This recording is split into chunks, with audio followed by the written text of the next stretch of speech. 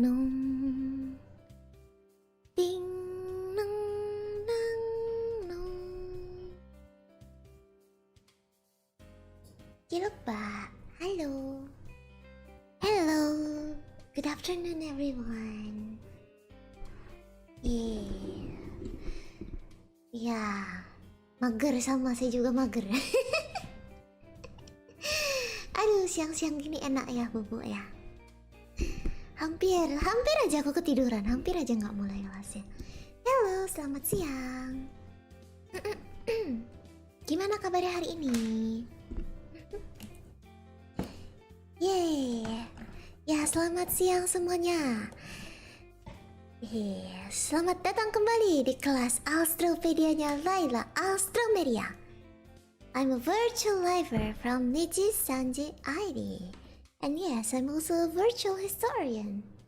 Hello. Tuh. Aduh. Ya, selamat siang. Selamat siang. Kamu enggak? Hai. Ya, terima kasih. Kamu berada di tasnya. Selamat siang Bu Layla. Ini uang kas minggu lalu. Maaf telat Bu ngasih. Santai aja kali. Yang minggu ini hari Jumat ya Bu. Terima kasih. Terima kasih Pinocchio-san untuk donasi ya. Punten Bu Guru. Uang kas minggu ini. Hai. Arigatou gozaimasu. Thank you donasinya. Yay. Oh, someone's having a birthday. Happy birthday Lazuade-san. Happy birthday. Wish you all the best. Hey, someone is in a very good mood. How are you? I'm doing good here. I'm doing fine. Thank you. How about you guys? Hey.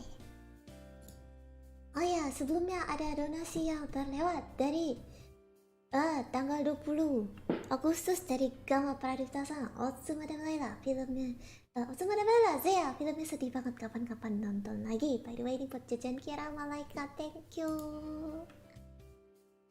Ya.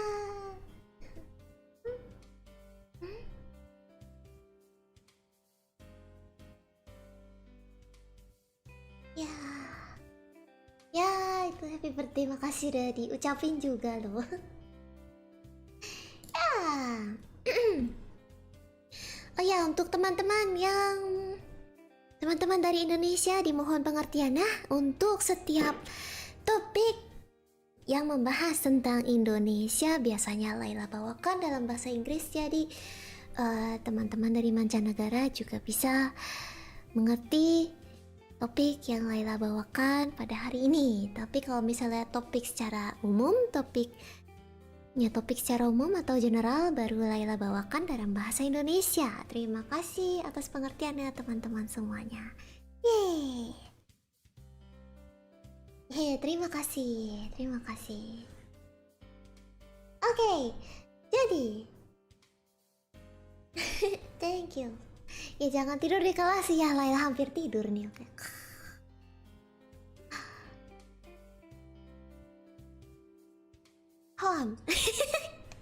Layla baru bangun. Yeah, so today we are going to talk about the colonial period of Indonesia. Yeah, Indonesia Colonial Era History. So, it actually started with the Islamic Sultanates being the puppet state of the Dutch when the OC came around. So we are going to talk about that. Ish. Ayo tarik.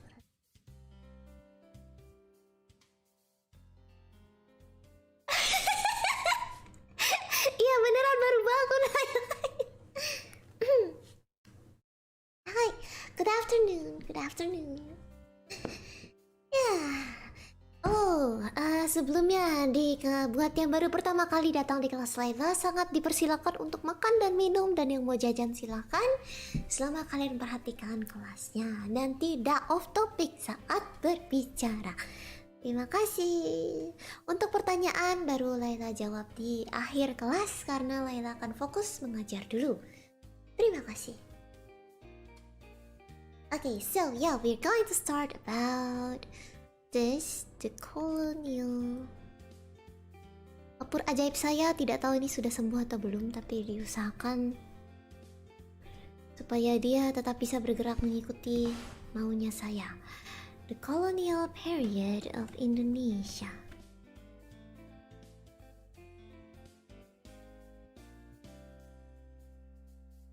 Kalau kita ngomongin ini tuh ya, yang kalian ingat pasti VOC kan ya? Okay. So yeah, actually it was a slow process of political expansion that took centuries to reach the territorial boundaries of present-day Indonesia. The Dutch atau Belanda first arrived in the archipelago at the end of 16th century. But the colonization did not immediately start away. Jadi Belanda tuh sampainya memang udah di akhir abad ke-16. Tapi kolonisasinya tuh nggak mulai langsung gitu, nggak begitu nyampe, nggak langsung kolonisasi, nggak, itu bertahap. Jadi sebenarnya mereka tuh datang bukan dengan maksud mengkolonisasi. Tapi seiring dengan perkembangan politik pada masa itu, lama-lama akhirnya jadi era kolonial yang berlangsung selama ratusan tahun. Yes, okay. Let's erase this blackboard or green board. Oof. And let's write again. Okay. So, in the beginning of 16th century. Kenapa sih aku nulis nggak bener? In the beginning of 16th century atau abad ke-16,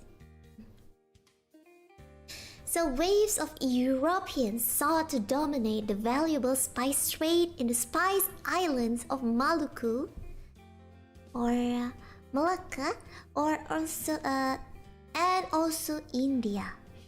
So the waves of Europeans at that time was like Portuguese. They didn't only sell this in Indonesia, they also sold this in India. Because as you may know, India produce a lot of spice. Ya kan, kalau kalian makan kari gitu kan, kari India pasti banyak spice ya kan, banyak rempah-rempahnya. Sama kayak Indonesia. Nah, jadi ini beberapa negara yang muncul. Portuguese, Dutch, Spanish, and British.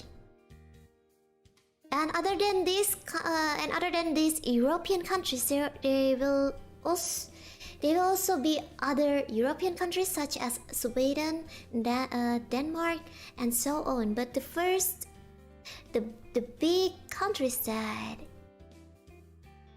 did it first are these ones, okay? And the ones who came to Indonesia especially are Portuguese, Dutch, and British. And the first one was Portuguese.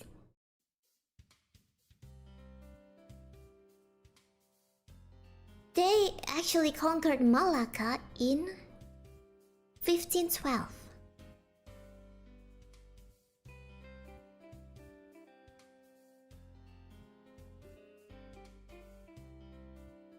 Yeah, as I said before, so actually they came here not to colonize, but actually to get some spice trade deal. Yep. The first one was Portuguese, and they dominate the source of spice trade through Portuguese East India Company. Okay. East India Company. Okay, so here is their logo. Okay, so here is the Portuguese.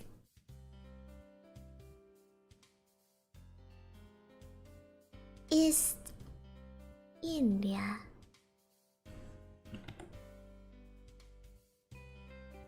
Company. Oh, hello, Kiara.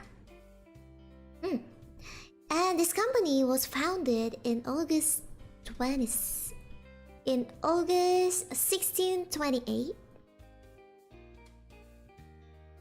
but its life was short because they ceased the operations in 1633. Okay, and then soon after after Portuguese, soon the Spanish, Dutch, and English sent ships to region in search of wealth because they want to monopolize the spice imports to Europe. Okay, for spice trade. Okay, why they wanted to monopolize the spice imports? Because the price of the spices were super high. Okay, because they were very valuable to preserve food and make them palatable, also as medicines and potions. Jadi mereka tuh datang bukan untuk mengkolonisasi pada awalnya, karena mereka sebenarnya cuma untuk melakukan pertukaran rempah-rempah gitu, jual beli rempah-rempah. Jadi karena kan misalnya banyak negara-negara Eropa kecil gitu kan yang mungkin belum sanggup untuk menjelajahi wilayah timur yang luas. Jadi ini para negara-negara ini mereka waktu itu bukan negara ya, lebih kayak udah negara ya.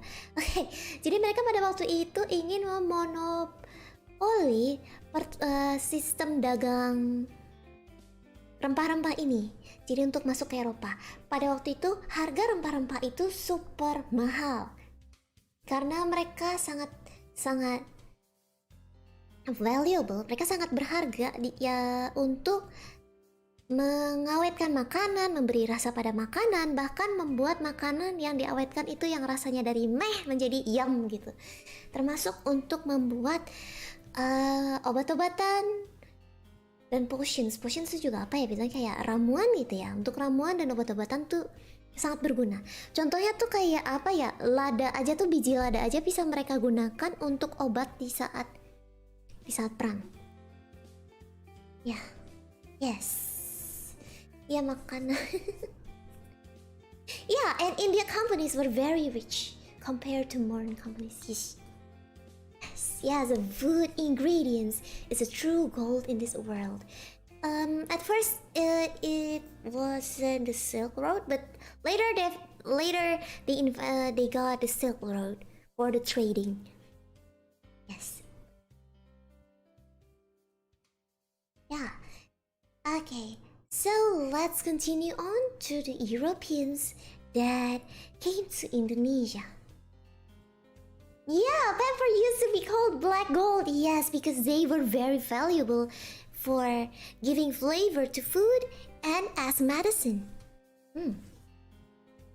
Yeah, nutmeg also believed to be medicine at that time.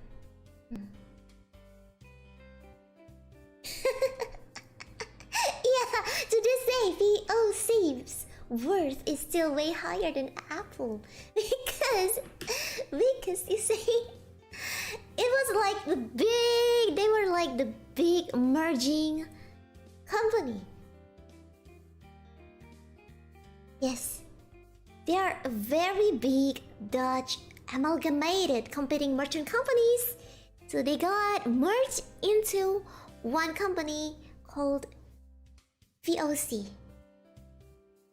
So they were a lot of competing merchant companies.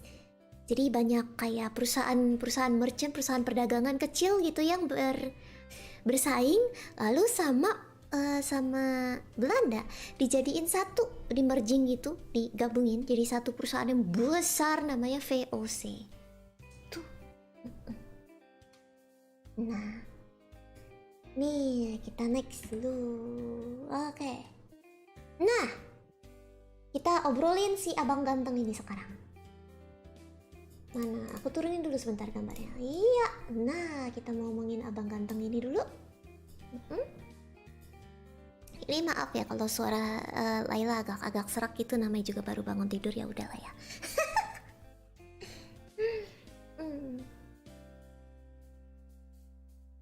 Okay, so let's talk about VOC, Dutch East India Company. So So, before we got this, before Dutch East India Company was established, let us talk about their history, okay? So, it was the Dutch who would eventually lay the foundations of the Indonesian state. Ya, jadi sebenarnya Belanda itu yang membangun fondasi supaya bisa ada yang namanya negara Indonesia. Karena pada masa itu masih terpecah belah gitu ya, masih terpecah belah, belum ada ininya, belum ada yang nama Indonesia. Oh, wait a second. Let me excuse myself a bit because I need to do something. Permisi ya teman-teman, sebentar pamit dulu. Permisi.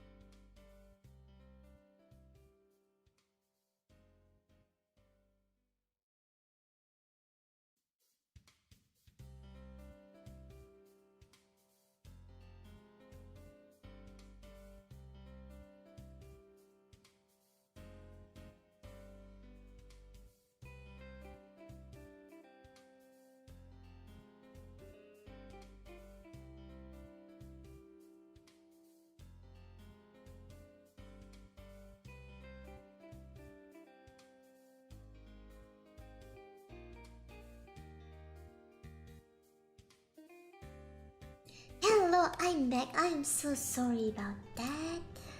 Okay. Halo. Bentar, minum dulu. Kaget.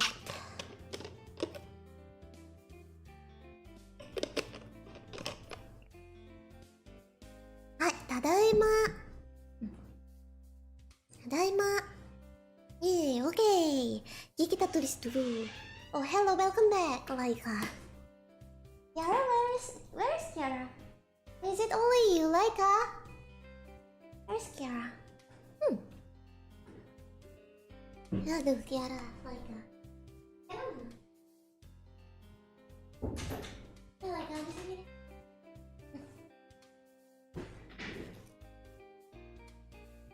Ya, siang Laika, selamat siang. Oke. Tadi sampai mana? Oke, ya.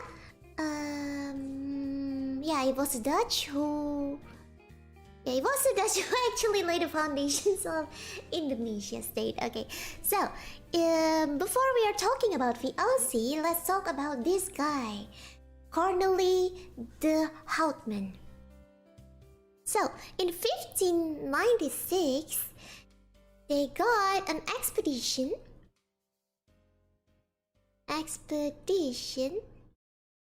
by Cornelis de Houtman. Yeah, it was an expedition of 4 ships. They were hello. Yeah. Aku ngomong digangguin ini. Halo. Selamat datang kembali, Kiara. Welcome back. Okay, let's continue. Yeah, so in 1596, there was an expedition of 4 ships led by Cornelis de Houtman, but they lost half of its crew. Jadi, Ini ada seperti biasa ya, diterjang sama badai gitu. But yeah, this expedition, 4 ships. But they got into a problem and they lost half of its crew. Bapak, jangan nutupin, Pak.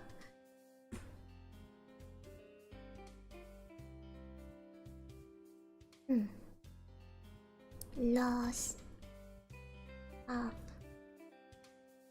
of its crew. Okay, and in this journey, in this voyage, the situation also killed the Javanese prince, and they lost a ship in the process. But nevertheless, they returned to Holland with enough spices to turn a profit. Okay. Babang ganteng ya. Ini namanya Cornelis Houtman. Yes, ini abang ganteng ya. Here's a picture of Cornelis Houtman. Yes. Yeah. So from 4 ships they lost half of its crew, and a Japanese prince was also killed. They actually wanted to get some spice and get back home and got rich, but yeah, accident happened.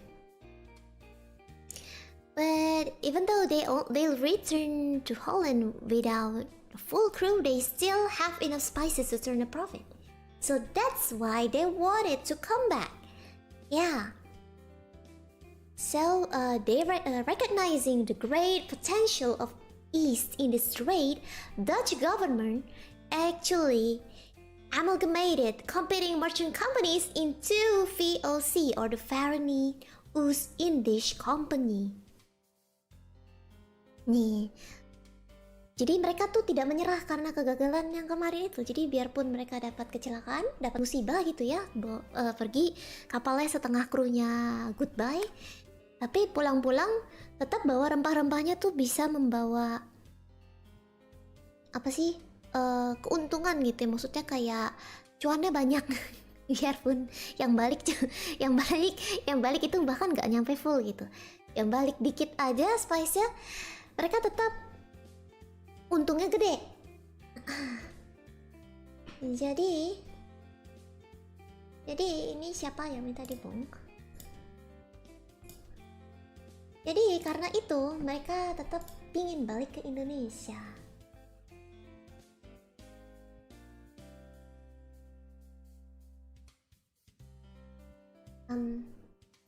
Sorry, I need to bonk someone. Okay. Thank you. Done. Ya, oke.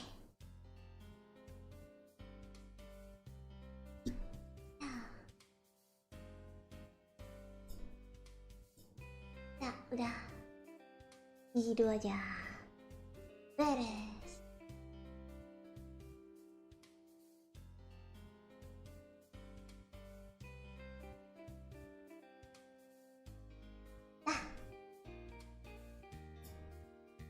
Oke, nah biar kalian tenang. Sip. Oke. Nah, lanjut. Oke. Jadi karena itu mereka membentuk yang namanya VOC. East Indies trade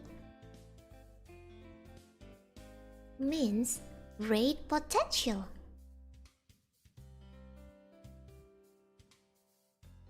So they establish VOC. Here's the logo, VOC. Yeah, there you go. Di atas. Nah, oke. And kabunga. Thank thank you so much, anggota Naramang Fans Club. Sorry if it's out of topic, but reminder. Oh, oopsie. Thank you. This is your last warning. If those who spam in the stream will permanently block or mass report. Oh god. Oh god. Someone actually donated to make me say that. Thank you.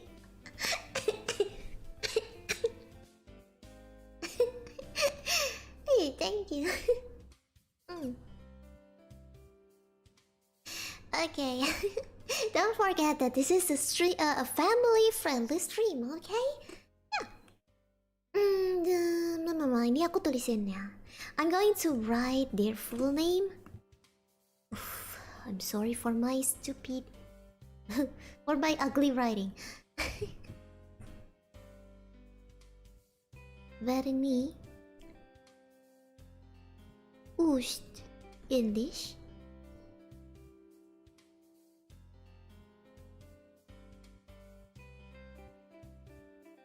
Company. Yeah, which literally means United East India Company.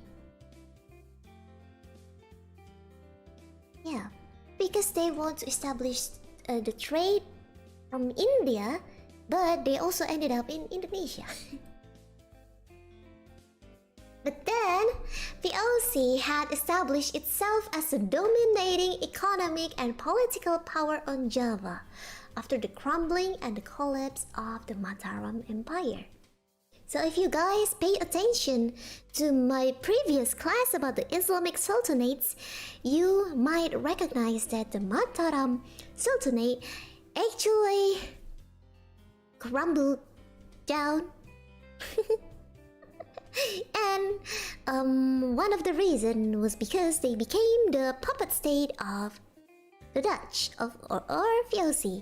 Okay, and yeah, the VOC became deeply involved in the internal politics of Java in this period, okay, and fought in a number of wars involving the leaders of Mataram and Banten or Bantam in English.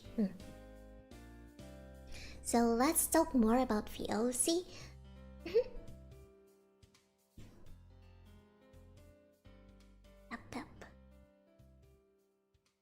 Yeah, almost every new land discovered by European voyager is named India. Hindia and India. That's the same. Yeah, European back then thought that India is India. Yeah, they thought that Indonesia is even eastern part of India, so that's why the name is East India. Jadi gini, karena kan India kan di timur, nah terus posisi Indonesia kan timurnya India gitu. Jadi dianggap kayak India Timur gitu. Ya udah gitu. Oke. Yeah, east of India, yeah. They don't. So back then we were not known as Indonesia. We are just big archipelago, and still haven't united as one. Okay, so back then we were not known as Indonesia. We're still Java. We're still Sumatra. We're still Malacca. Anything other than Indonesia, okay? Because we are still separated and didn't know each other. Yeah. So talking about VOC. In 1602, the Dutch Parliament awarded the VOC a monopoly on trade. Okay. Dutch Parliament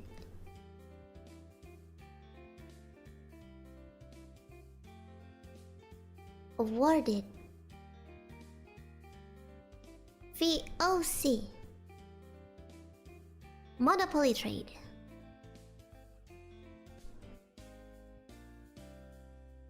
Sorry for my ugly writing. And other than monopoly, they also awarded the colonial activities. And colonial activities. In the region at that time, before the company controlled any territory in Java, so they awarded the colonial activities. Okay? Yeah. And then, in 1603, the first permanent Dutch trading post in Indonesia was established in Banten. First permanent Dutch trading.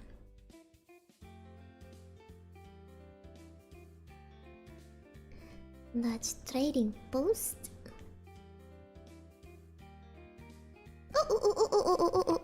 Tulisannya hilang. Dutch trading post. Established in Banten.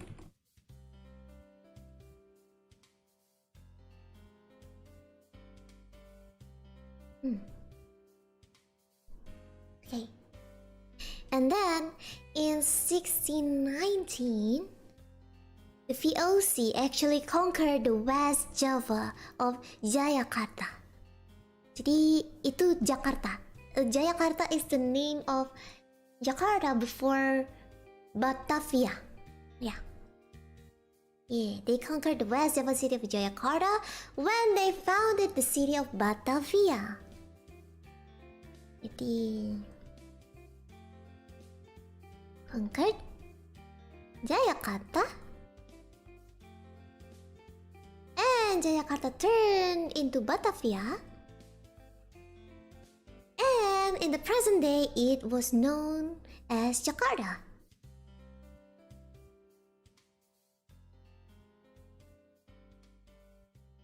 In present day Jakarta, yes. Conquered from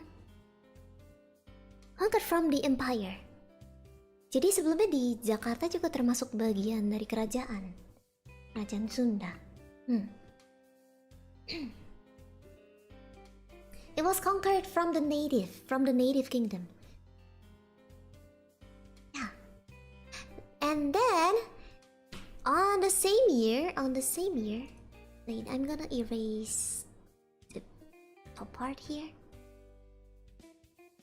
It was conquered from the native kingdom. Kak Kyoin, thank you, Kak Kyoin.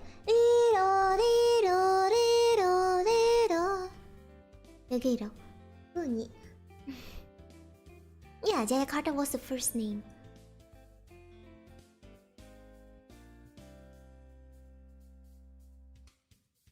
Okay, so in the same year,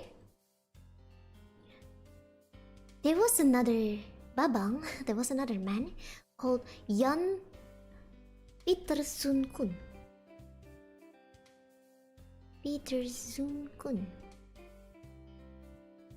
Yeah, he was appointed as the Governor General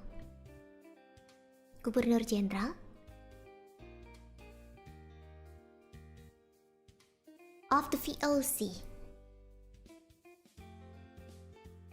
Of VOC, yay! Of VOC, yeah. And yeah. Ya, ini mukanya. This is Jan Pietersoen. Here's the picture of him. So, he was backed by the force of. Aduh.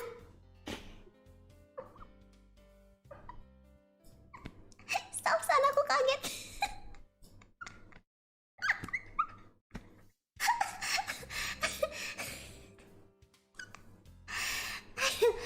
Aduh, kaget.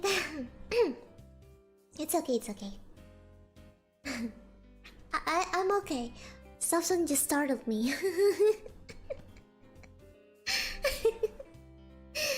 Aduh, kaget aku. Ya, oke, lanjut, abaikan. Never mind, let's just continue. So yeah, Kun. Oh sorry, Kun is Kun namanya nggak gini. Kunnya gini. Pakai ini pakai Jan Pietersoen Kun. So, yeah, Kun, backed by a force of 19 ships, He stormed Jayakarta, driving out the Banten forces, and from the ashes, he established Batavia as the VOC headquarters. Yes. And yeah, Batavia became the VOC. VOC headquarters. HQ. VOC HQ. And yup, he was instrumental in obtaining VOC monopoly on the spice trade. Jadi, dia yang megang peranan penting dalam mendapatkan monopolinya VOC dalam perdagangan rempah-rempah ini. Jadi ya betul, ini Batavia direbut dari Kesultanan Banten di Sunda. Iya, berhasil merebut Batavia dan dijadikan markasnya VOC. Yap. Dan sejak saat itulah Jakarta memegang peranan penting di Indonesia.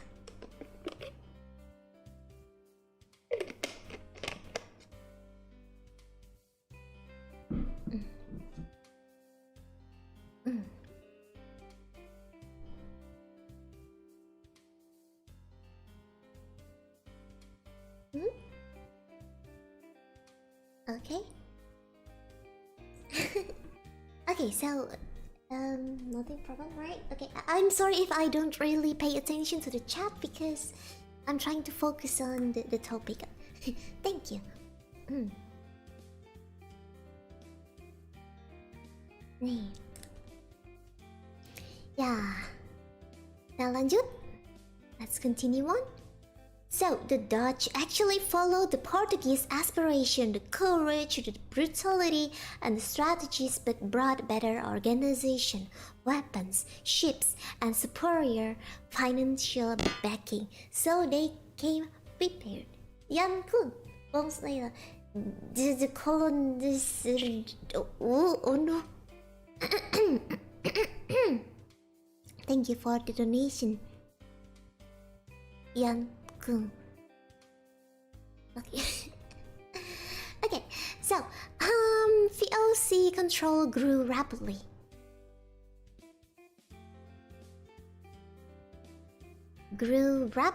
In 1641.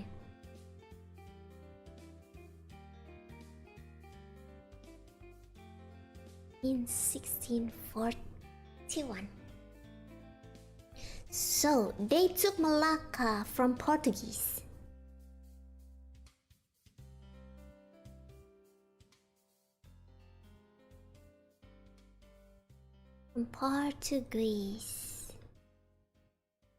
And then, they quelled attacks from within Java.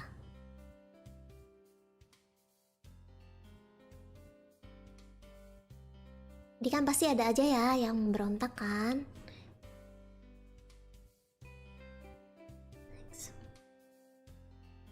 Pasti ada aja kan berontak, dan mereka berhasil menahan serangan. And then they also secured the Sumatran ports and defeated Makassar in 1667.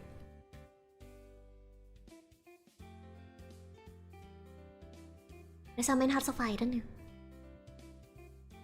Ini ada gamenya nggak ya? Seru juga nih kalau dijadiin game.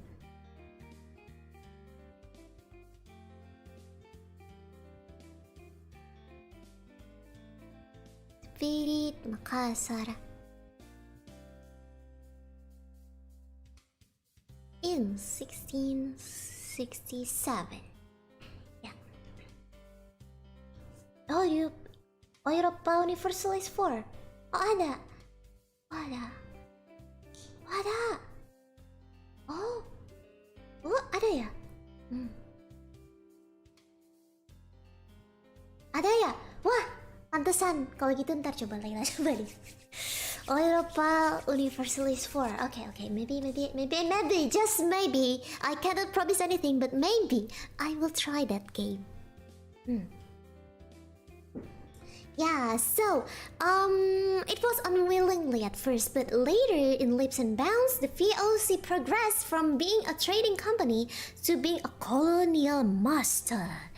From the late 1600s, Java was beset by wars as the Mataram Kingdom fragmented. Jadi pelan-pelan mereka berkembang jadi perusahaan perdagangan menjadi master kolonial. Jadi pada akhir tahun 1600-an, Jawa tuh terancam oleh perang-perang yang terjadi karena perpecahan di kerajaan Mataram yang kurang lebih juga diikutin campur tangan VOC gitu. So, for the Mataram, okay. Let me erase this again. The VOC and Mataram. Jadi mereka tuh kebanyakan ikut campur gitu ya. Okay. So the VOC was only too willing to lend military support. Military support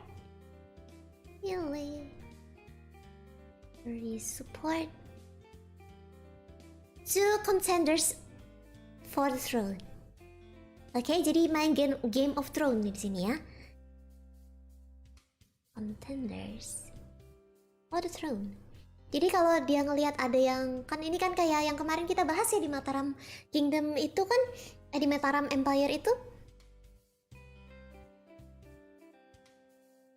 So if you followed my class for the Islamic Sultanates, you might realize that there were a lot of civil wars within Mataram. Because there are so many contenders for the throne. It's like Game of Thrones. They are fighting for the throne. From Pakubuwono and siapa namanya kok jadi lupa. Pakubuwono tuh merebut kekuasaan dari siapa gitu kan. Pakubuwono itu yang dibikin sama VOC. So VOC established a new king called Pakubuwono to defeat Amangkurat kan ini kalau nggak salah. Ya, to defeat Amangkurat. Amangkuratnya udah sampai ketiga gitu. Terus sama VOC dibikinin raja baru Pakubuwono. Ya mereka berantem, mereka pingin dapat kekuasaan kan, pingin jadi raja.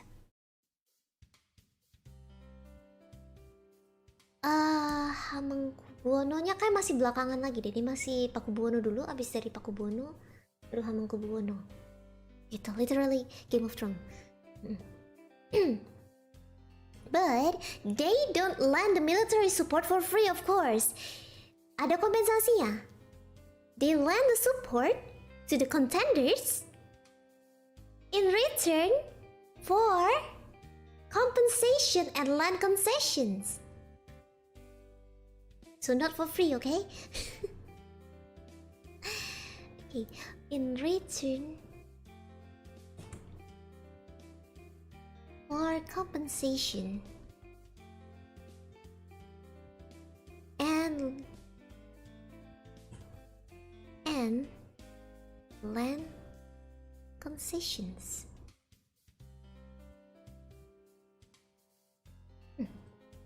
So the company became deeply involved in the internal politics of Java in this period. And then they also fought in a number of wars involving the leaders of Mataram and Banten. Yeah, not just trade and monopoly.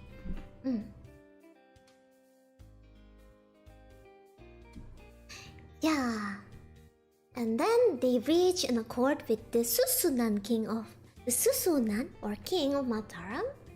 At that time, it was Java's dominant kingdom, Mataram. The last one that only allowed Dutch ships to trade within the archipelago. Yeah, they are so smart. They got a deal with the king of Mataram, which deal with Mataram.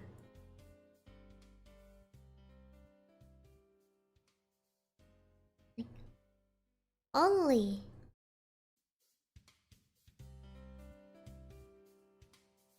only Dutch ships. Oopsie. The Dutch ships allowed to trade within the archipelago.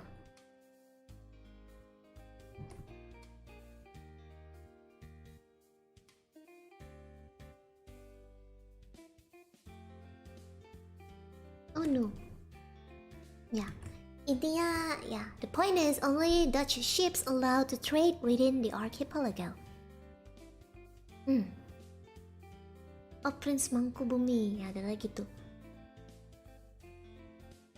So, and in the end, in 1755, the OC divided Mataram. Ini kita kembali ke VOC, oke? Divided Mataram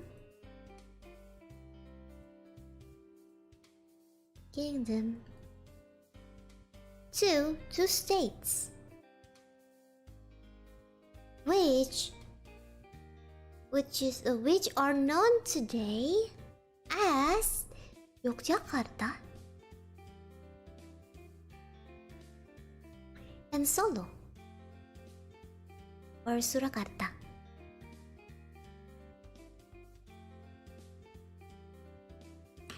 But yeah, despite of these dramatic successes, the fortunes of the VOC were soon to decline, okay? So after the Dutch and English War of 1780, jadi nanti tuh ada perang antara Inggris sama Belanda gitu ya. Perangnya terjadi tahun 1780. So yeah, after the Dutch and English War of 1780, the VOC spice trade monopoly was finally broken. So despite of this, VOC still declined. Okay. So after the Dutch English War,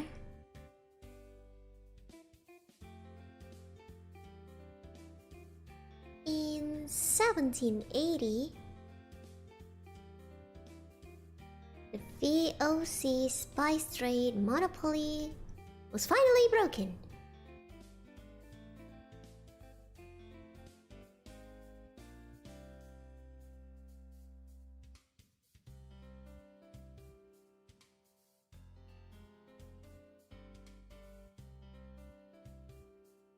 Yeah.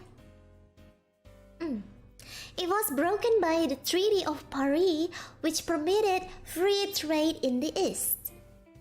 Ya, jadi ini nanti ada kesepakatan di Paris gitu, perjanjian di Paris yang mengizinkan perdagangan bebas di timur. Jadi bebas, udah nggak ada yang monopoli, nggak cuman VOC doang yang bisa berdagang gitu di sana, pertukaran perdagangan, oke? And in addition, trade also shifted from spices to Chinese silk and Japanese copper, as well as coffee, tea, and sugar, over which it was impossible to establish a monopoly. Jadi tambahannya, pertukarannya juga berubah dari cuman rempah-rempah doang, nambah jadi ada Chinese silk, jadi ada sutra Cina, ada koper dari Jepang, koper apa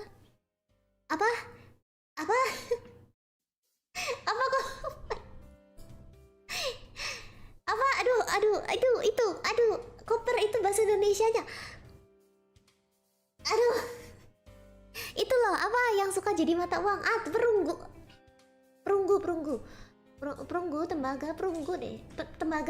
tembaga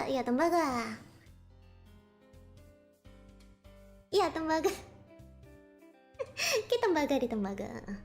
Ya, terus mereka juga bisa pertukaran kopi, teh, sama gula. Jadi ya udah impossible gitu, udah nggak mungkin untuk tetap melanjutkan monopoli perdagangan. Tapi karena ini mereka pelan-pelan akhirnya jadi berpusat apa konsentrasinya tuh berpusat ke Batavia. Okay, so they are trading interest.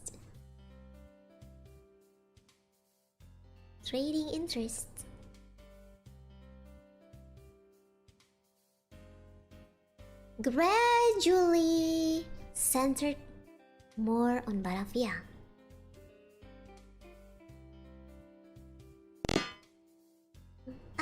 Ada, thank you so much. Bum, enak jadi Madam Layla kalau mengumpulin teori.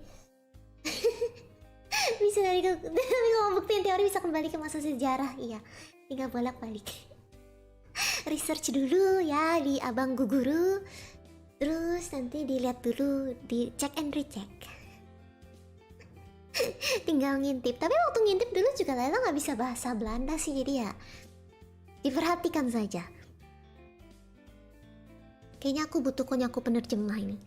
Oke. Centered more on Batavia. Ini masih VOC. Ini masih VOC loh, karena VOC itu sangat lama gitu pengaruhnya di Indonesia pada waktu itu. Ya nggak ada subtitle.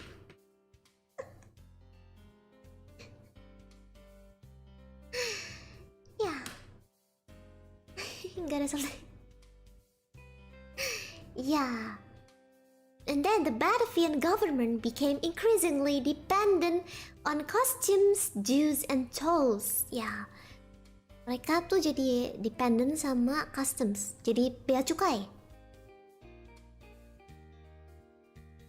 And tolls?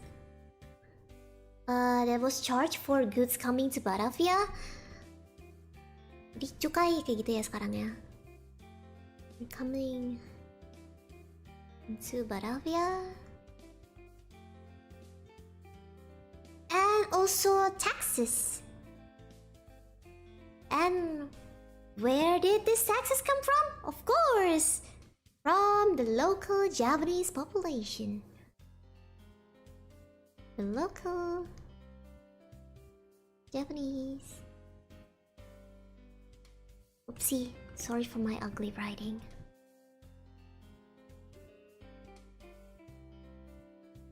Japanese population.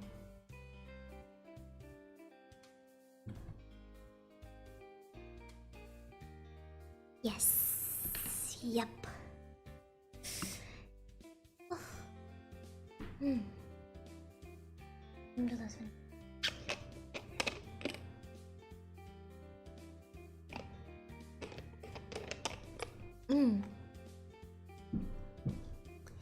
And yeah, so we are going to talk about the crumbling VOC.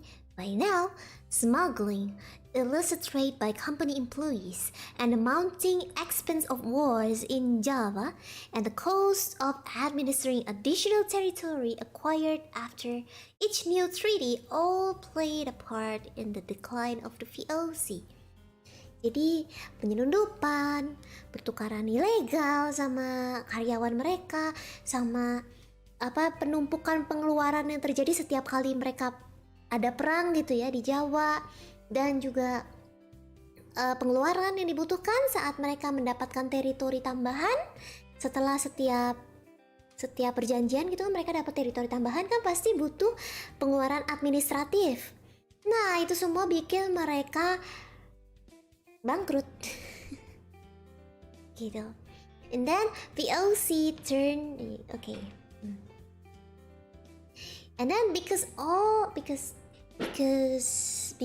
of all that, VOC turned to the Dutch government at home for support, and investigation revealed the corruption. Okay, so VOC declined, and then they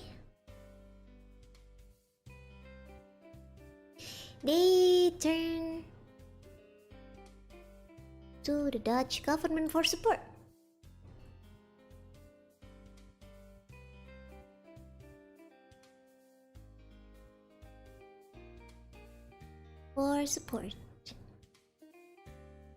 And then after this, they got investigated.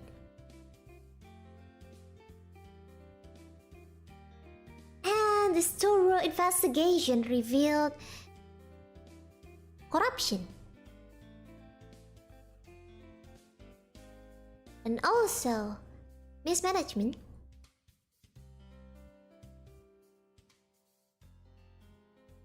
Which led to bankruptcy.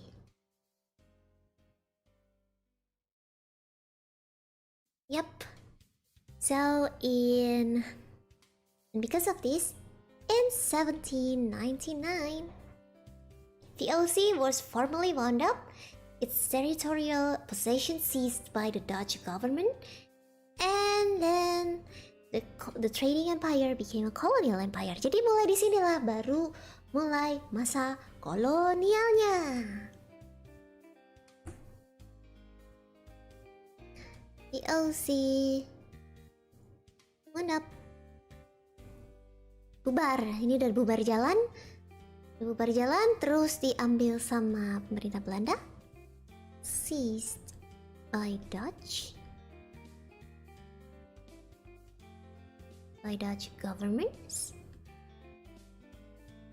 and then the trading became colonial. This is where it all started. Ya, jadi baru di sini akhirnya dimulai masa pemerintahan kolonialnya. Begitu.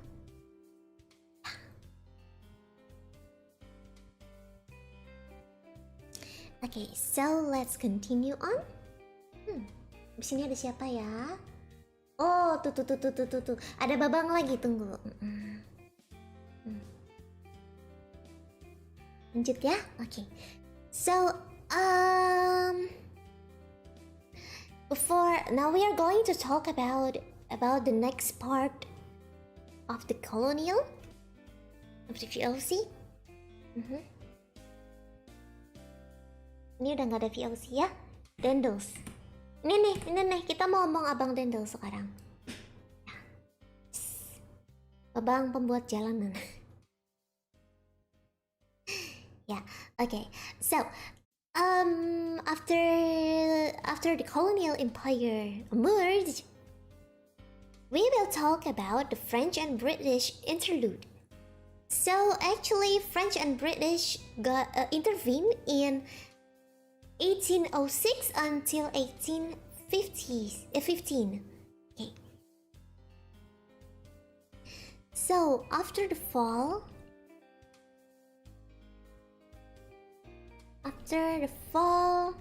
of Netherlands,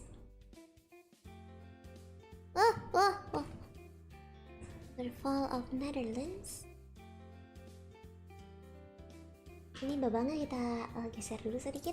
Abang geser dikit bang. Nah, tetap kelihatan ya mukanya ya.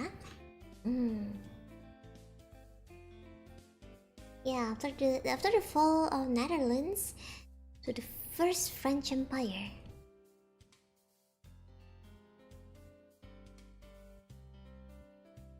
And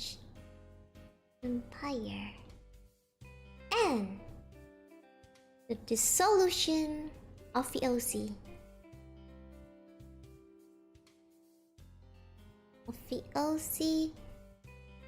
In 1800.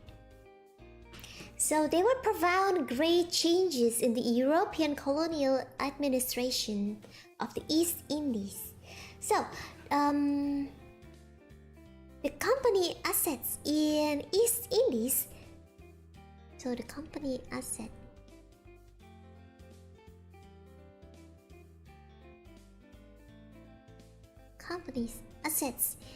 in East Indies were nationalized as the Dutch colony.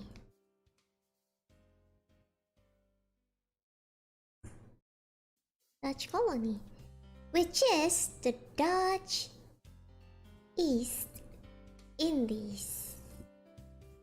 Nah, baru namanya berubah. Tuh. Before it was Dutch East India Company, it got dissolved and the company's assets became nationalized as the Dutch colony, and the name became Dutch East Indies.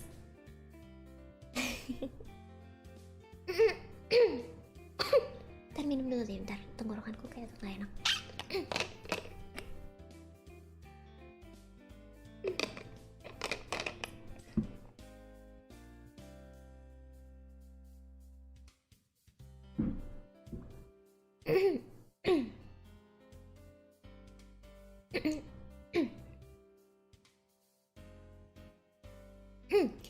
Okay.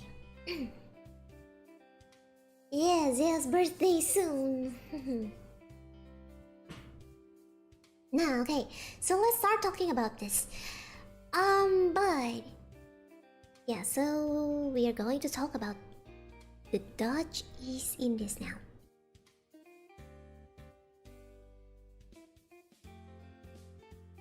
Yeah, so this is the colony.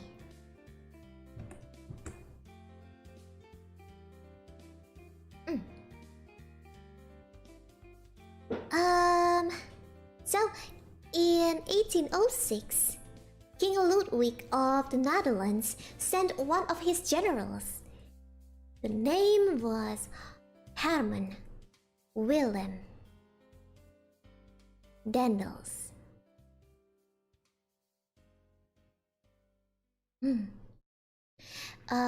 So he can serve as the Governor General? As a Governor General of the East Indies. So, it was based in Java, and he reigned from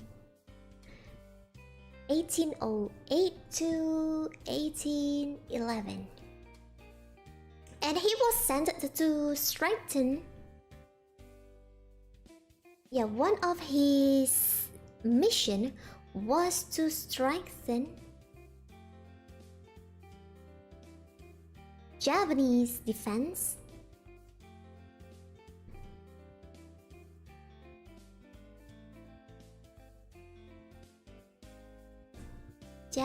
defenses. Wah, ketutupan. Abang geser dulu kemana, Bang? Abang mau di mana, Bang? Permisi, Abang. Abang kecil dulu di sini nggak apa-apa ya. Yang penting kelihatan kan mukanya ya. Oke, sip. So abang ini, so Sir Daendels was sent to strengthen Javanese defenses against predicted British invasion. Jadi mereka udah mengira-ngira kayaknya nih ya, British atau Inggris itu akan menginvasi Indonesia karena mereka sepertinya mau menginvasi daerah-daerah koloni Belanda. British invasion. But in the end, he also failed to stop the British invasion of the Spice Islands in 1810, despite improving the defenses. Jadi kan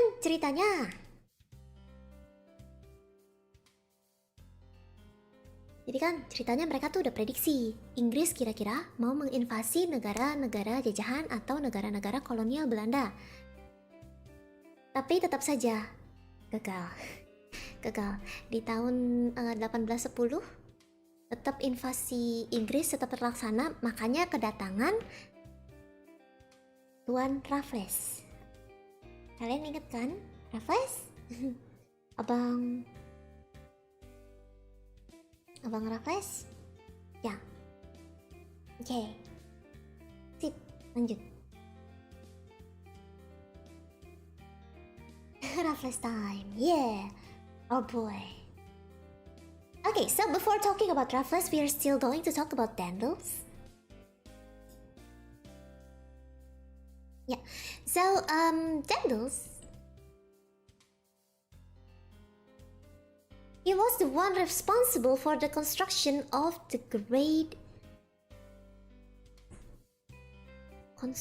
construction of the Great Post Road. The Great Post Road. So if you guys want to see, so here's the road. Panjang ini. Ya, sensor Layla dulu nggak apa-apa. Nih. The Great Post Road, or the Great Post Road.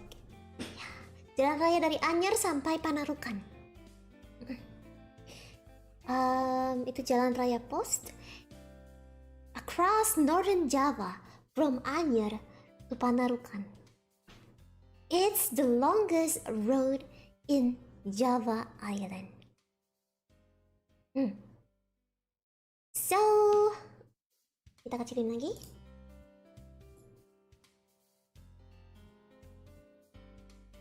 Yep, okay. So it was built. It was meant to ease. You know why? Why? Because it was meant to ease the logistics across Java. And it was built within 1 year. Built within 1 year only. As you may know, the length of this road is about 1,000 kilometers. It was a 1,000-kilometer road, and it was completed in only 1 year, during which thousands of Javanese forced laborers died. Jadi ini yang dibilang dengan kerja paksa atau kerja rodi. Oke? Ya, itu tuh bilangnya kerja paksa.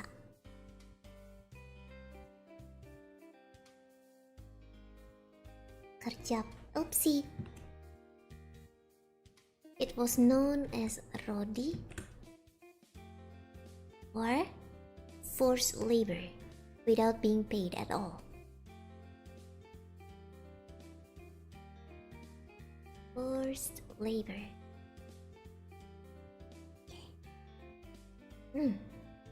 And he decided to use Javanese unpaid forced laborers because he faced difficult conditions in the Dutch East Indies when he started the road construction.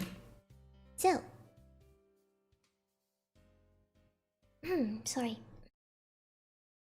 So the difficulty that he had to face back then was the financial difficulty.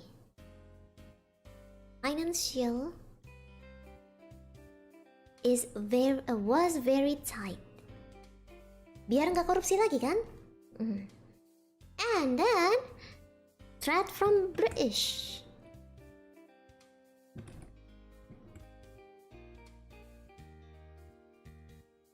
Threat from British. Okay? And then also they also got some uprisings. Ya iyalah ya. Capek kan ya di koloni begitu kan ya. Uprisings in Banten, in Cirebon.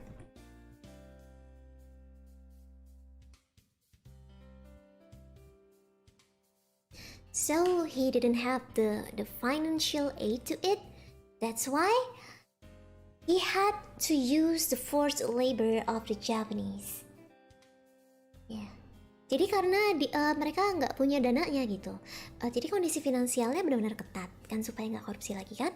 Terus juga ada ancaman dari British. Jadi mereka kan pasti butuh dananya untuk memperkuat pasukan mereka juga. Terus pas banget lagi di Banten sama Cirebon juga lagi ada pemberontakan. ya dia nggak punya uang lagi kan, jadi ya adalah itu jadi kerja rodi. Yes, imagine building a very long road without a construction machinery. A lot of Japanese forced laborers died in this process. It was a very sad situation. And so, yeah, that's all about Daniels. So, oh yeah, we're going to talk about British. Oh yes, British. And then the British invasion. Actually, the British had already occupied. Hello. Hello. Ini British, ya?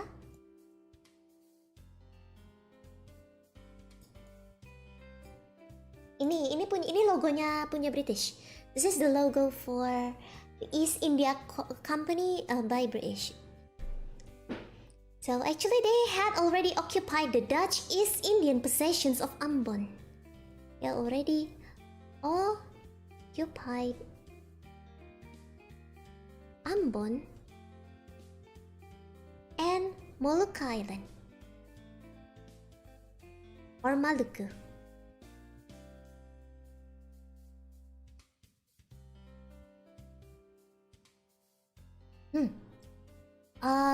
And beside this, they had also recently captured the French island of Réunion and Mauritius in the Mauritius campaign of 1909 until 1911. Jadi sebenarnya mereka ini pasukan Inggris sebenarnya sudah berhasil mendapatkan daerah Ambon dan Kepulauan Maluku. Dan sebelumnya juga mereka tuh baru-baru aja mendapatkan Kepulauan Mauritius dan Réunion saat kampanye Mauritius di tahun 1809 sampai 1811 itu. Nah, jadi mereka karena berhasil dan mendapatkan ini, nah si Sir Stamford Raffles beliau ini ya, because they already occupied Ambon and Molucca Island and the Mauritius and Réunion Islands. So, he suggested to Lord Minto, the Governor General of India, that Java and the other Dutch possessions should also be captured. Suggested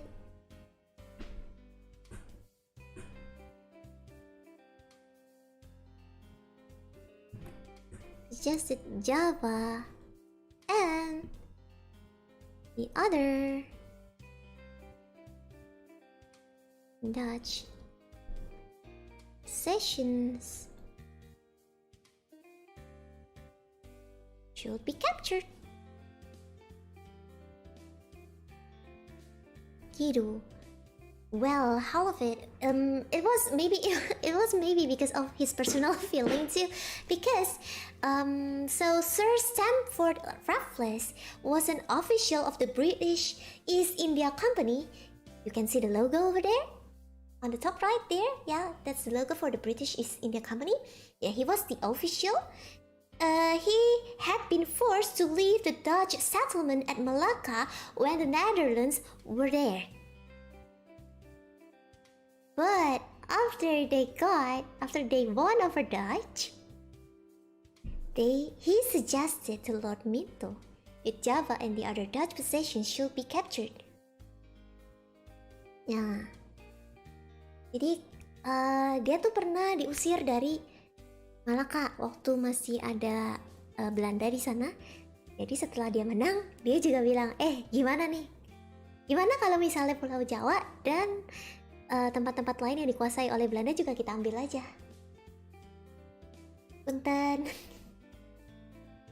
Yeah, so here's a picture of Sir Stamford Raffles.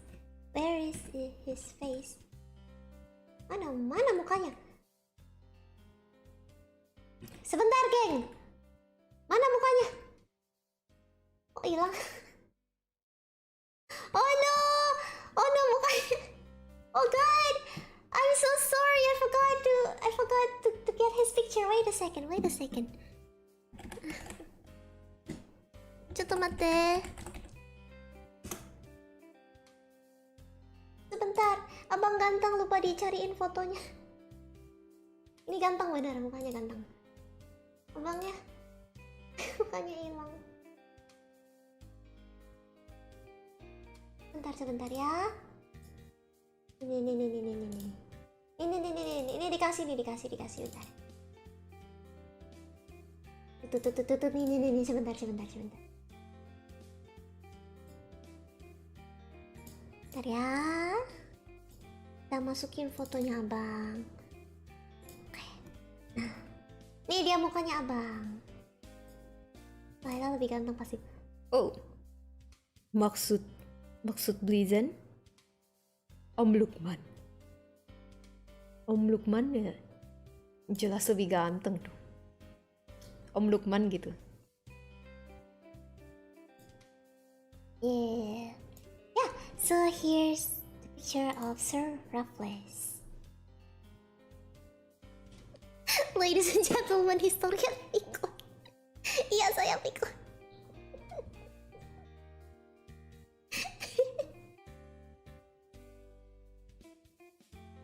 Yo, kangen saya. Sebentar, tapi ini kelasnya Layla, jadi saya minggir dulu ya, permisi. Hello everyone, my name is Lukman. I'm a friend of Layla, and I'm here to hijack her class. Dope. Minggir, Lukman, geser. Enak aja. Ya, ini kelasnya Layla, nggak boleh dibajak sama Om Lukman. Ya, oke, kita kecilin lagi fotonya. Permisi, Bapak Raffles, Bapak duduk di sana aja, nggak apa-apa kan? Di mana Pak? Di sini ya Pak. Nah, di sini ya Pak.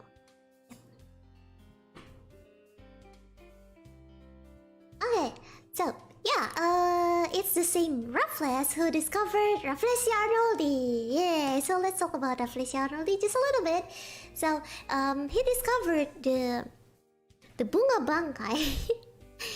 Bunga bangkai is like Rafflesia Arnoldi, the huge flower, the biggest flower in the world.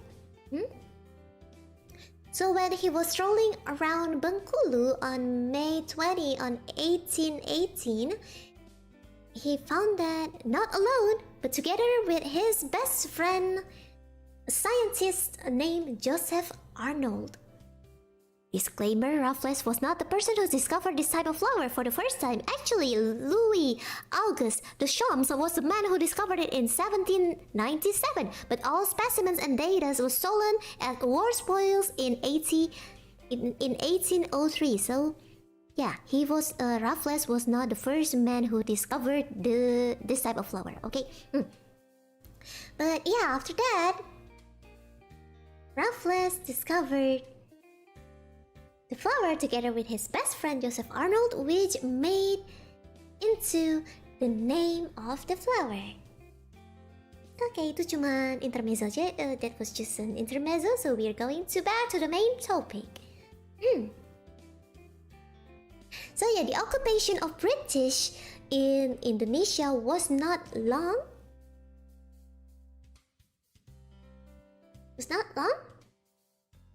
Because it went back to the hand of the Dutch. So yeah, while still here, we're still going to talk about British. So in 1811, there was an invasion of Java. Led by Baron Minto, the Governor General of India. And then Lord Minto appointed Sir Stamford Raffles as the Lieutenant Governor of Java. Oh, thank you so much, Remeko-san. Mas Lukman telah menjajah stream madam. Ya, kadang-kadang emang suka gitu lah, biasa sih Om. Giliran dipanggil-panggil, gak mau nyamper. Giliran gak dipanggil, malah nyamper. Kan gitu emang, gitu.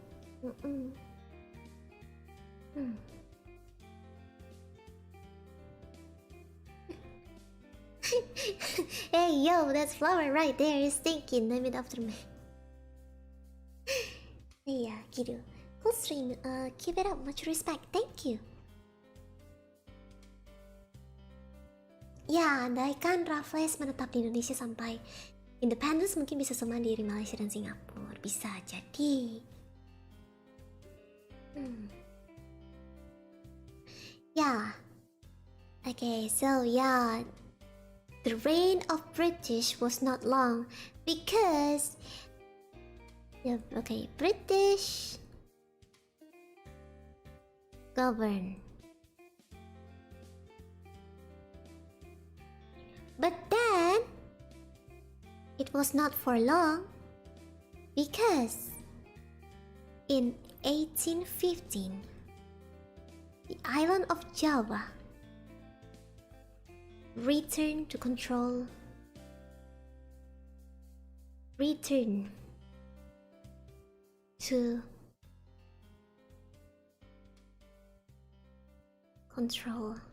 of the Netherlands.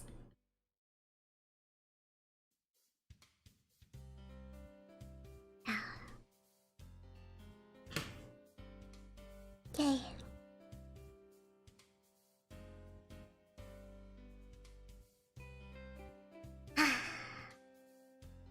Yeah, it was returned to the Netherlands. Oh my goodness, Kiara! Kiara, stop that. Don't go outside, okay? Thank you. So yeah, it was returned to the control of the Netherlands. Please, Kiara! Wait a second, guys. Kiara, baby.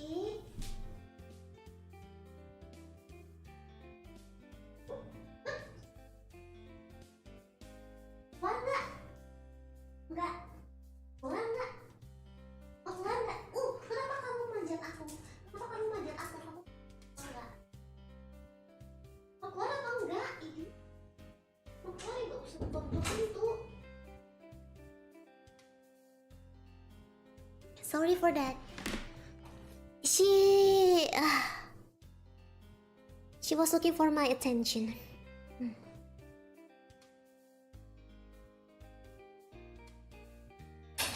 Oh god. Yara!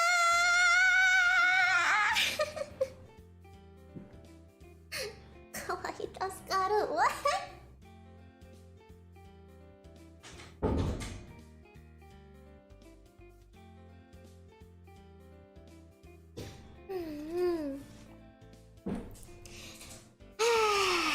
Yara.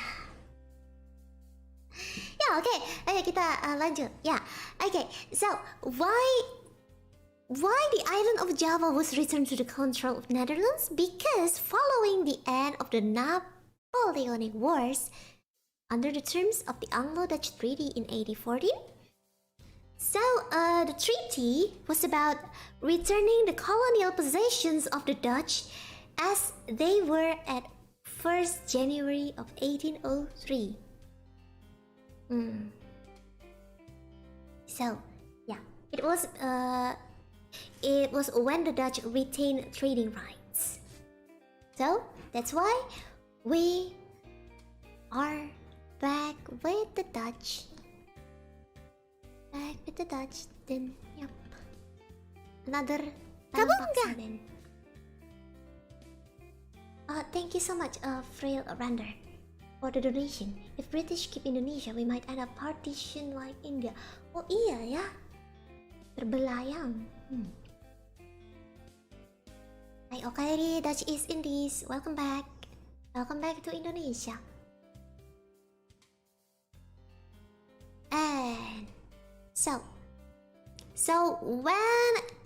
when the control is back with the Dutch, in 1830, in their homeland, Dutch lost Belgium. So, before becoming an independent country, actually, Belgium was the southern Netherlands. Okay, so Belgium back then was the southern Netherlands, but after Belgian Revolution, the conflict led the separation of the southern Netherlands, and they established themselves as an independent kingdom of Belgium. And then because of this, the home country itself faced bankruptcy.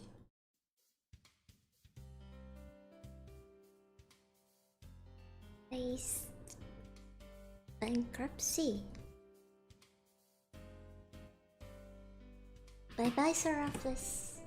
Bye-bye.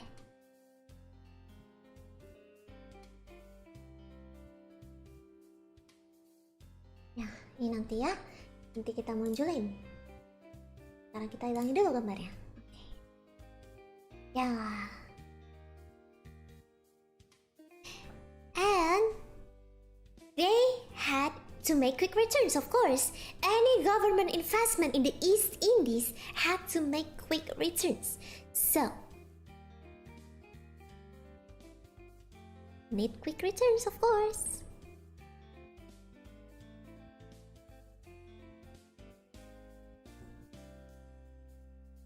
Returns, and it equals exploitations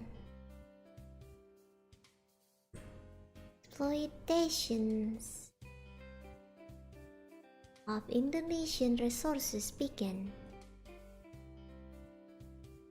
Another sad period in colonial era.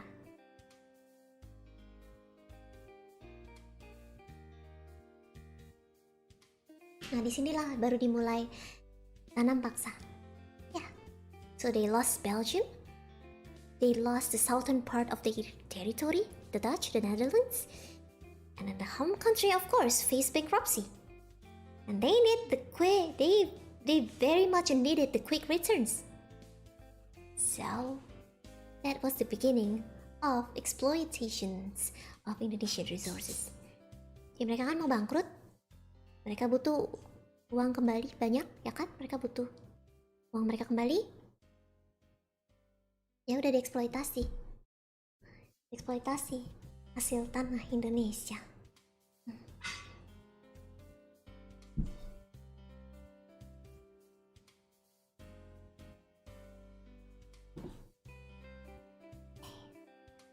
Istirahat minum dulu.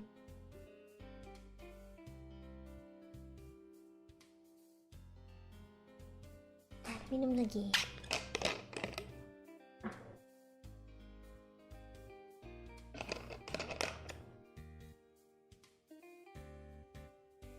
Ya, ini sistem tanam paksanya dimulai.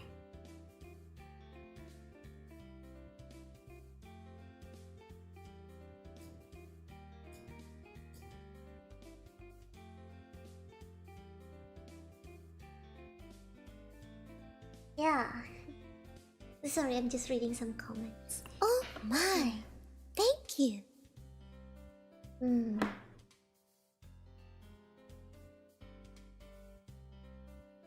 Yeah, it's kind of amazing how intertwined history we are.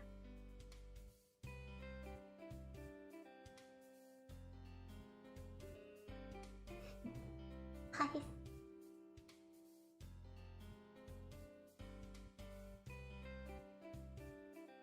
Itu deh.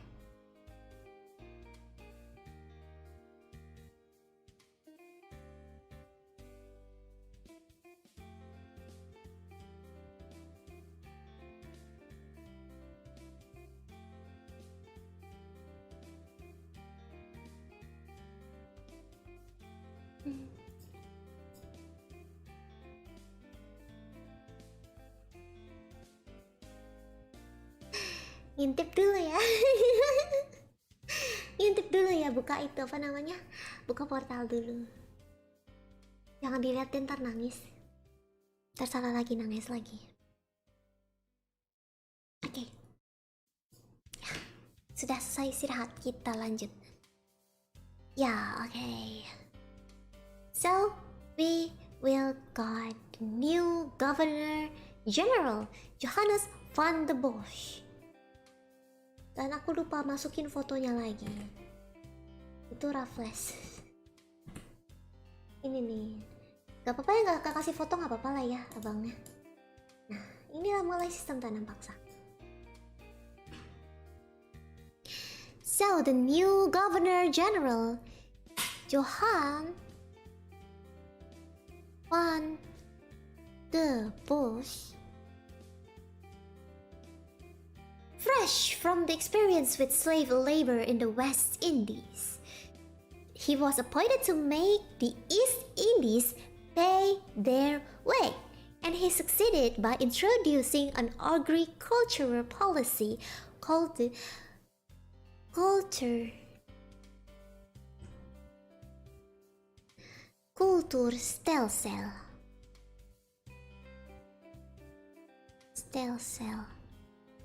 Or in English, the cultivation system.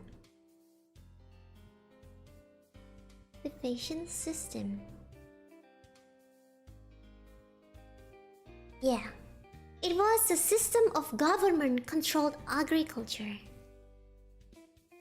System of government-controlled agriculture.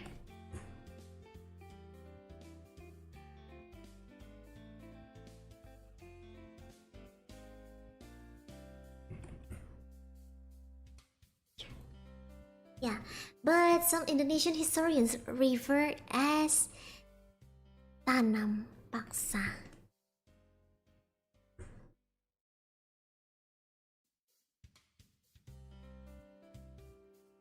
Begitulah. Tanam paksa. Yeah. So, much of Java became a Dutch plantation. Java became a Dutch plantation.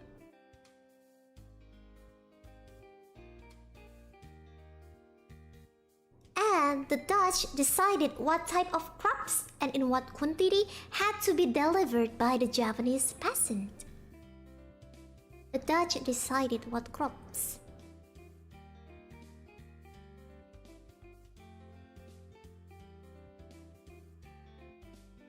Okay?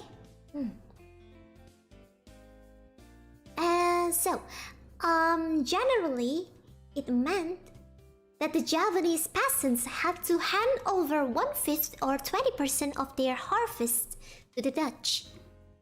Oke, kita hapus dulu di atas sini dikit. Waduh, ini apa yang terjadi? Sorry, I'm so sorry.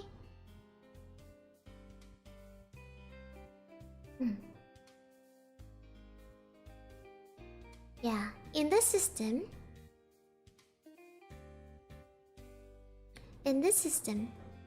the Japanese had to peasants had to deliver 20% of their harvest to the Dutch.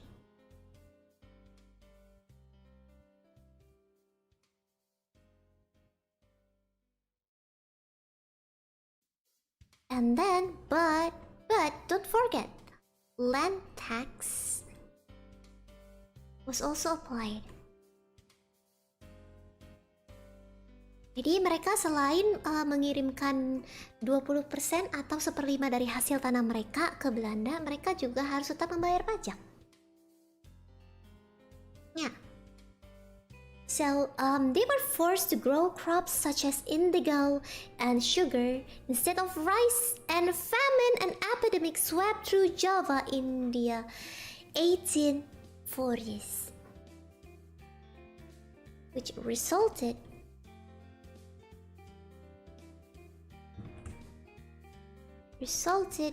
in heavy famine, and epidemics. Jadi akhirnya jadi begitu banyak kelaparan terjadi secara luas.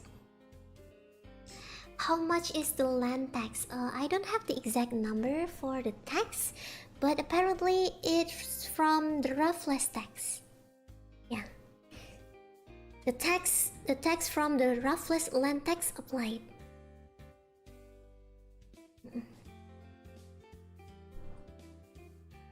Yeah. So, but yeah, in the ensuing years, Indonesia managed to supply the most of the world's quinine and pepper, over the third of its rubber, quarter of its coconut products, and almost a fifth of its tea, sugar, coffee, and oil. So these profits made Java a self-sufficient colony and saved the Netherlands from bankruptcy. But the Javanese people suffered a lot. Jadi dalam beberapa tahun ke depan, Indonesia tuh berhasil mensuplai menjadi produsen pepper dan quinine. Quinine itu apa itu? Indonesianya bahasanya apa ya?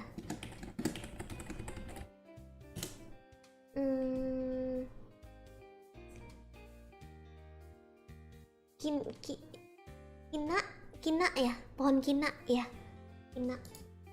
kina tuh obat malaria kalau nggak salah, tanaman kina. Jadi beberapa tahun ke depan Indonesia tuh berhasil mensuplai sebagian besar, jadi menjadi produsen terbanyak di dunia untuk lada dan kina. Palawija, kina kan ya, obat malaria, betul. Dan bahkan menjadi produsen dunia tuh sepertiga dari hasil produksinya, sepertiga hasil dunia. Gimana ya bilangnya ya? Gimana ya? Jadi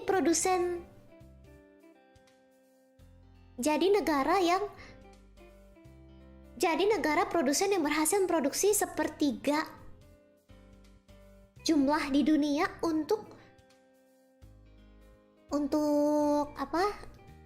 karet, dan seperempat hasil dunia untuk kelapa, dan menjadi yang seperlima hasil, gimana ya bilangnya, produsen terbesar di dunia. Jadi kayak 1/3 world's production rate. Jadi seperlima menjadi produsen yang produksi seperlima hasil dunia. Jadi kayak gini loh, kayak misalnya kayak gini, dunia punya 100% produksi. Nah, sepertiga produksinya itu diproduksi oleh Indonesia, kayak gitu loh. Jadi yang memegang sepertiga hasil produksi dunia. Ngerti nggak gimana ya bilangnya?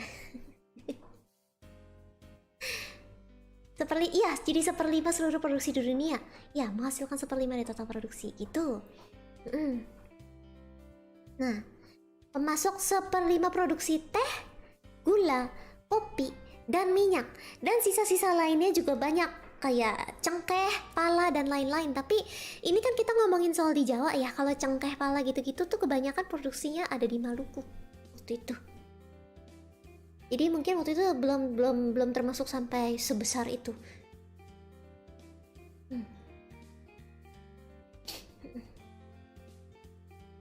Nah, jadi ya, mereka berhasil menyelamatkan Belanda dari kebangkrutan. Java became a self-sufficient colony and saved the Netherlands from bankruptcy. Indeed. Top global. Indonesia jadi top global penghasil hasil bumi. Nah, ini foto di atas tuh tanam paksanya, kurang lebih kayak gitu. Jadi mereka lagi ngumpulin hasil tanam paksanya. So on the top right here you can see the picture of people delivering their harvest to the Dutch. Okay. So many famine because yeah, they cannot plant rice. They cannot plant rice. What to eat? Okay. And then let's moving on to the stopping of kulturstel.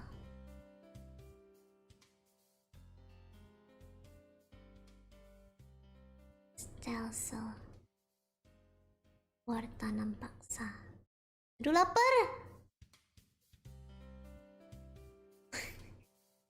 Random teriak lapar. Yes.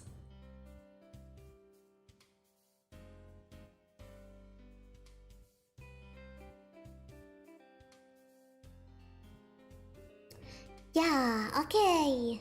So, the public opinion in the Netherlands began to decry to the deplorable treatment of Indonesian under the colonial government.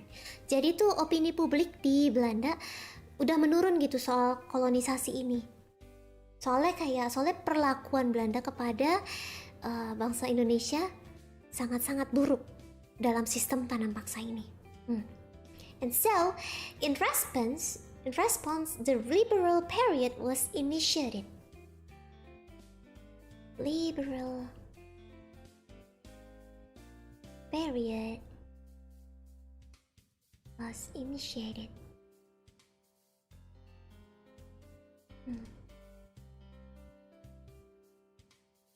So, around 1870, Dutch liberals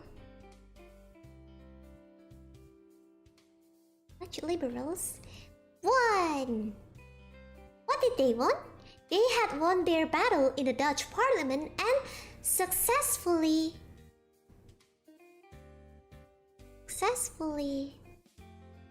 eliminated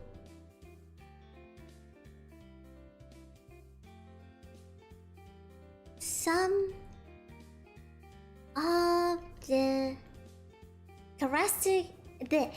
of the characteristic features of the cultivation system.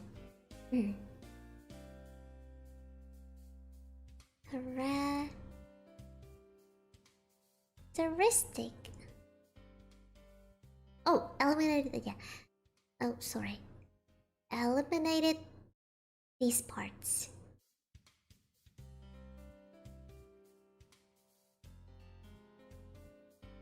Yeah, thank you, liberals. Yeah. So, they won. They successfully eliminated some characteristic features of the cultivation system, such as the cultivation percentage. Jadi, they managed to lower the percentage of the crops that had to be delivered to the Dutch.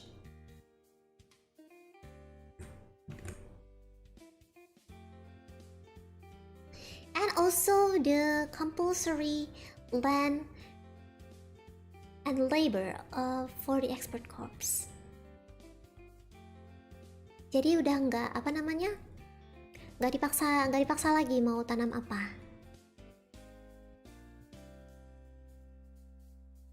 Use of land and labor for export crops.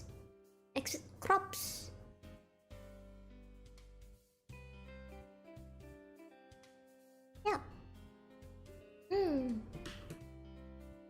So by 1870, the farmers no longer had to provide export crops, and the Indies were open to private enterprise, which developed large plantations. Jadi, para petani tidak perlu lagi dipaksa untuk tanam tanaman yang buat diekspor, dan ini akhirnya mereka sudah terbuka untuk Indonesia ini sudah terbuka untuk memiliki perusahaan swasta. Jadi akhirnya mereka punya plantation yang besar gitu, penanaman. Jadi mereka akhirnya punya usaha penanaman yang besar karena nggak usah di provide lagi, jadi dijual gitu.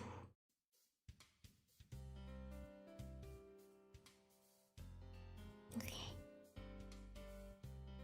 Yeah. And then the concern over the welfare of indigenous population of the Indies resulted in Queen Wilhelmina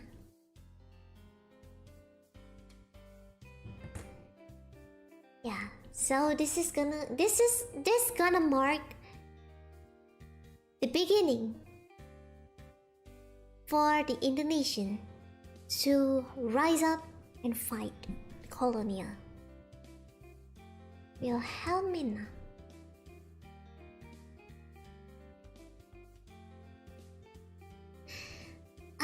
He proclaimed a new benevolent of ethical policy.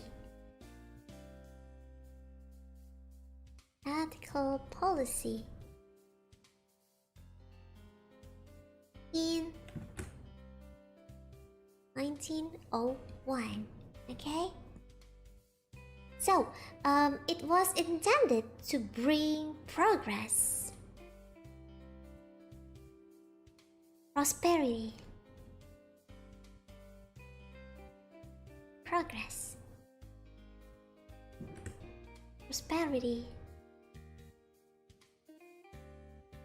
improve education to the natives,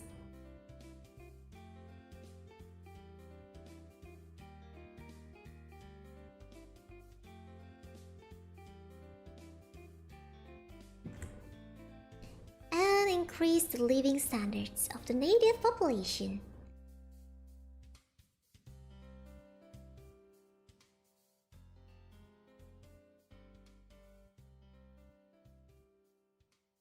Of the native population. Sorry.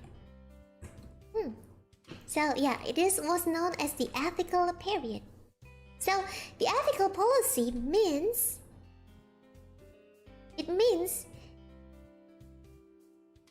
they acknowledge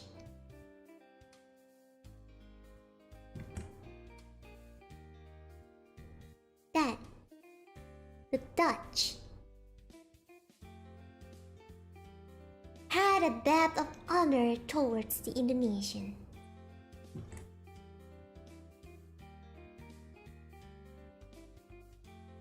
Had a debt of honor.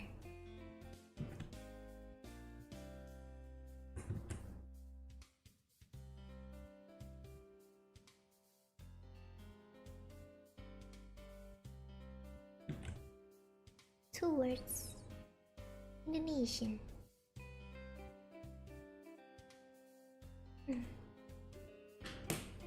Yeah. So yeah, this is the happy. Yeah, we can say that this is the happy end and the beginning of the new era. So yeah.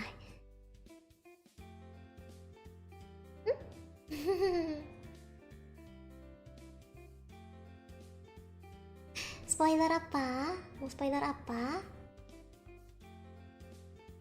Spoilernya nanti aja. Mau spoiler Perang Dunia Pertama?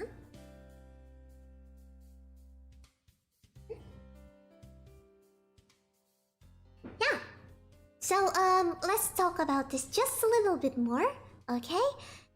On this ethical period, the ethical policy actually provided a small Indonesian elite with Western political ideas of freedom and democracy. And for the first time, the native people of the archipelago began to develop a national consciousness as Indonesians.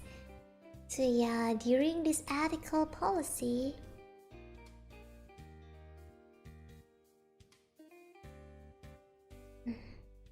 yeah.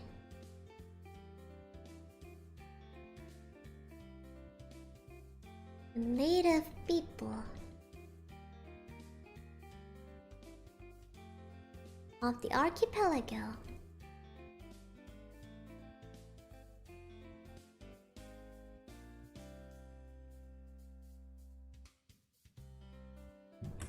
Develop a national consciousness.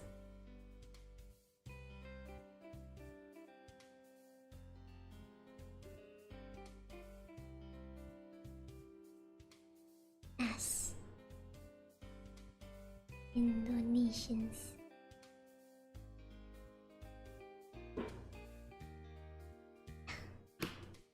Ya, kalau Indonesia nggak pernah dijajah, kemungkinan besar nggak akan ada Indonesia, karena ini jadi bersatu kan. Mereka jadi apa ya? Tumbuh kesadaran untuk bersatu menjadi Indonesia.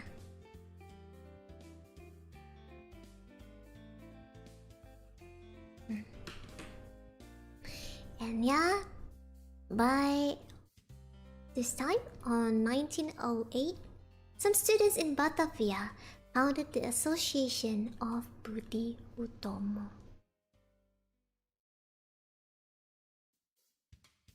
It's founded. So it is the first native political society, and this event is often regarded as the birth of Indonesian nationalism. That's why ini menjadi Hari Kebangkitan Nasional. Tanggal berapa tepatnya?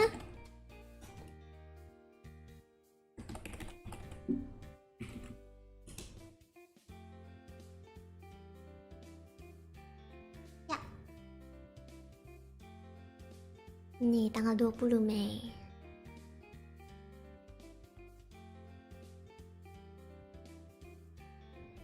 Hari Kebangkitan Nasional, atau yang kita tahu jadi apa sih? Gak ada bahasa Inggrisnya apa? Hari Kebangkitan Nasional. Tuh.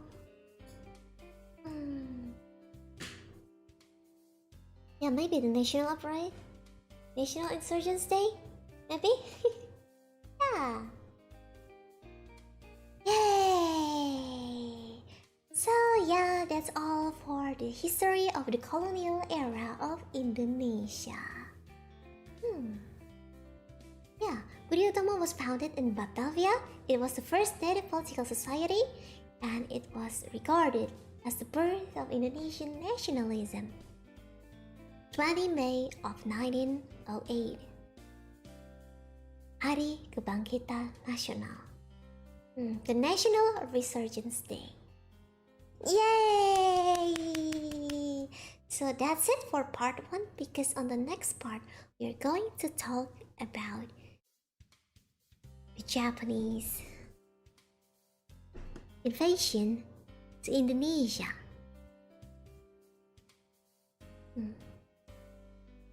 Yay! Yeah. That's the end for part 1. Thank you so much for everyone who has attended today's class. Okay, so I'm going to check out the donations if I have missed some. Okay. So on Streamlabs. Oh, Ada, thank you. Thank you, Florison. This ain't much, but at least you can buy Victoria 2 or 1 Europa Universalis for DLC with this. Thank you. So, for you guys who played Europa Universalis 4 is the is it in the DLC?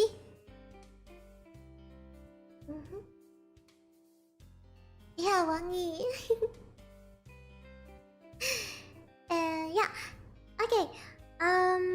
So I actually received apparently I received some of the offline donation. Thank you so much to DeepinJS and the underscore factory. Thank you so much for the donation. So I'm going to read both of them from DeepinJS.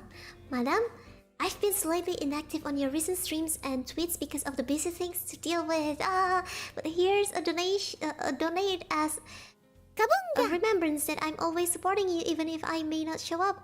Take care. Thank you so much, DeepinJS, for the donation. Thank you, Nirvasha-san. Thanks for the class. Thank you so much for attending my class too. And then another donation from DeepinJS too, and the message is, and also your appearance in that Blur Stana stream was well done and funny, huh? You really took many by surprise, though I personally had kinda expected it. Oh, why? Ara? Did you expect it? Did you expect that? Gumball future things too. Love and support always. Hearts and virtual hugs. Thank you so much, DeepinJS. Funny, Layla. Haha. I did. Look, I tried to be funny. I tried to cheer Hannah up. I'm just trying what Papa Riksa did, and that's how I did it. Did I do it well? Aku cuman niru Papa Riksa ngapain kok, belajar doang gitu kan, ikutin kayaknya itu bisa gangguin Hana. Yaudah aku ngikutin Papa, tapi bagus nggak actingnya? Acting Layla bagus nggak? Okay. And then another offline donation from the factory. So, hey, this is for the voice acting the other day. It was the best thing I can't ever show my family. Oh God, I'm so sorry.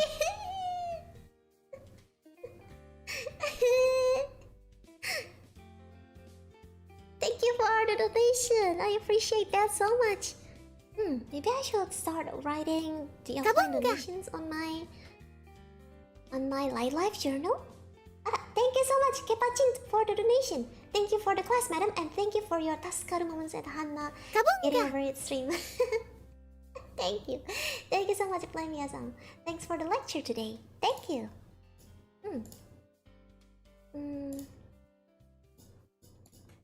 Okay, so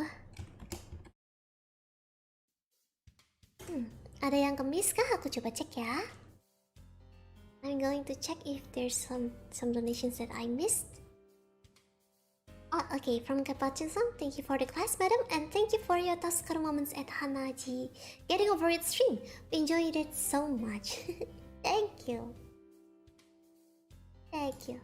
Thank you for the boba.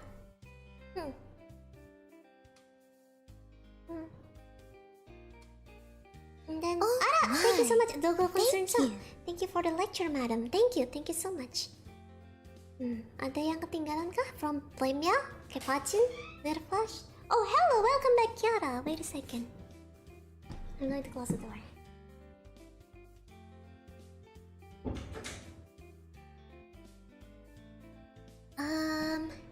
And from Frail Render has also been. Thank you, Skyblue32. Thanks for the class, madam. Thank you so much for the donation. Okay, so that concludes all of the donations, and the missed donation from Gamma Prapita-san also read. Today's donation is from Gamma Prapita, anggota Naramaung Fans Club, Kak Kyowin, Remoko, Frail Render, Nirvash, Kepachin, Plemia, Skyblue32, and Obolorion-san. Thank you for today, ma'am, and for the other day. Why the lady face though? Yeah. Thank you so much, guys, for the donation and for attending to my class. And from Streamlabs, thank you to Fleur-san, Angrarim-san. The message is 1918 Zea dibuat. 200 years ago, yeah? Yeah. On 1819, yeah. Thank you so much, Angrarim-san, for the donation. And thanks for reminding us that on 1819, Zea was made. I'm itching to add some more at the comments later. Yes, please add more details. I've tried to shorten I've tried to shorten the stuffs that I can bring in the class, because if I talk about all of the details, it will be a very long class. Jadi Layla cuma rangkum sama di Layla ngajarin di kelas biasanya cuma dirangkum aja untuk sejarah yang panjang kayak gini, karena kalau misalnya banyak sekali detail yang dibawakan itu nggak tahu bisa sampai jam berapa ini dibawa.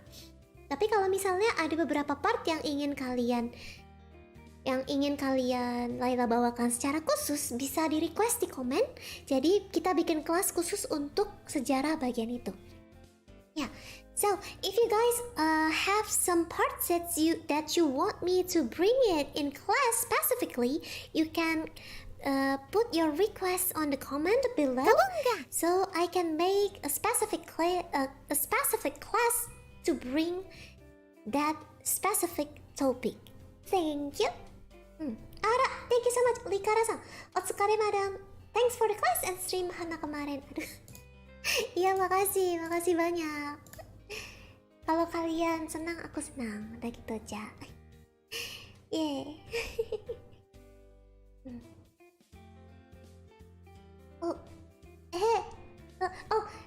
Offline donos are... We were advised to read the offline donos or post it on our social media by Salsan. So yeah, I'm still gonna read it. Thank you so much for the offline donos. I appreciate it so much. Thank you for the support. Thank you so much. It helped me sustain myself in this century. Kabunga! Arigato, Bochin-san. Also, madam, thanks for the class. Thank you so much. Thank you so much. Okay, so it's time for me to conclude the stream. Yeah, thank you so much for watching, and see you on the next class on Friday on 10 a.m. Yeah, it's going to be a morning class, and I hope I can finish it before the Friday prayer starts, because on Friday I have something to do in the afternoon. I hope you guys will understand. Thank you so much. And tomorrow I'm going to have a collab stream together with Mama Nara Haramau on my channel. We are going to play the second part of Ib and Ob, the puzzle co-op game.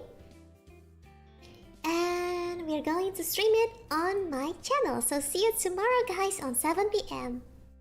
for the Ib and Ob puzzle game. Yay! Big brain quest tomorrow. See you tomorrow. Bye bye. Thank you for attending my class. Terima kasih yang sudah nonton sampai habis. 最後まで見てくれてありがとうございます、皆さん。はい。Layla Alstroemeria. Bubar. Jalan. Alstroemeria. Bye bye.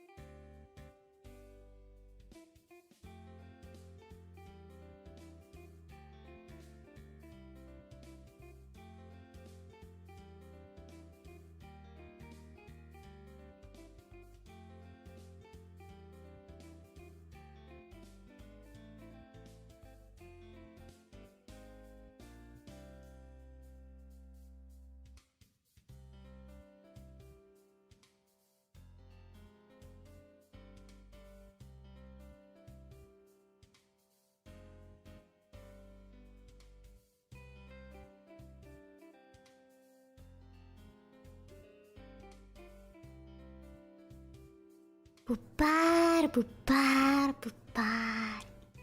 Bubar, jalan. Bye-bye. Bye-bye.